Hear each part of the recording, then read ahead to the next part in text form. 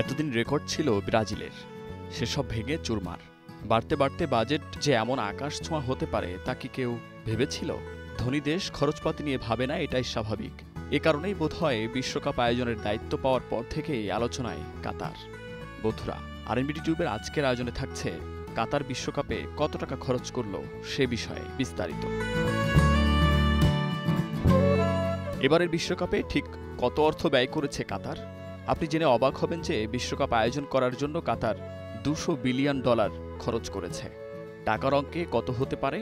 তা প্রায় 16,33,000 কোটি টাকার মতো, যা শুনে তাজ্জব বনে গিয়েছে সকলেই। এই পরিমাণ অর্থ সারা বিশ্বে কোনো টুর্নামেন্ট আয়োজন করতে গিয়ে কোনো দেশই খরচ করেনি।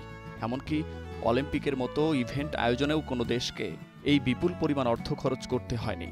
এই বিশ্বকাপ আয়োজন করতে গিয়ে মিলিয়ন থেকে বিলিয়নে পা দেওয়ার প্রথম যাত্রা শুরু করেছিল আমেরিকা। কেন এমন বিপুল অর্থ ব্যয় কাতারের? অবকাঠামোর জন্য ব্যয় করা হয়েছে অনেকখানি অর্থ। স্টেডিয়াম, হোটেল, টিমগুলোর জন্য আধুনিক অবকাঠামো, ফুটবল ভক্তদের থাকার আয়োজন, এসব তৈরি করা হয়েছে।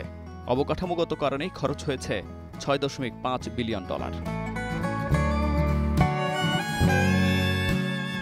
2014 সালে অনুষ্ঠিত বিশ্বকাপের জন্য লাতিন দেশ ব্রাজিল খরচ করেছিল $1,110 কোটি। গেল 2018 রাশিয়া বিশ্বকাপের জন্য দেশটির খরচ হয়েছিল $1,400 কোটি। এ দুটি দেশের তুলনায় কাতারের খরচ 15 গুণ বেশি। এত পাহাড় পরিমাণ টাকা খরচের পেছনে একাধিক কারণ রয়েছে। প্রথম কারণ, বিশ্বকাপের জন্য কাতারে 8টি নতুন স্টেডিয়াম তৈরি হয়েছে। পাশাপাশি তৈরি করতে হয়েছে দলগুলির জন্য অনুশীলনের মাঠও।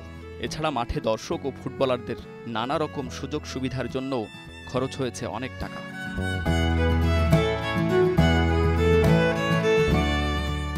দ্বিতীয়ত, পুরো কাতার জুড়ে সব মিলিয়ে হোটেলের সংখ্যা কম বেশি 30,000, যার প্রায় পুরোটাই ফিফা অনেক আগেই বুক করে ফেলেছিল। বিশ্বকাপ দেখার জন্য কাতারে প্রচুর সংখ্যক দর্শক এসেছে, তাই তাদের জন্য তৈরি করতে হয়েছে হোটেলও। এছাড়া দর্শকদের স্টেডিয়ামে যাতায়াতের জন্য পরিবহনেও অনেক টাকা খরচ হয়েছে কাতারের। নামানো হয়েছে 4,000 বাস।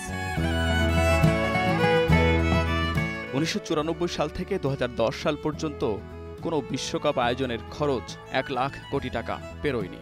ব্রাজিল ও রাশিয়ায় তা পেরোলেও কাতার সকলকে পেছনে ফেলে দিল। বন্ধুরা, আজ এ পর্যন্ত। সামনে নতুন কোনো তথ্য, নতুন কোনো ভিডিও থাকছে আপনাদের জন্য। সে পর্যন্ত আরএনবিডি টিউব সাবস্ক্রাইব করে সাথেই থাকুন।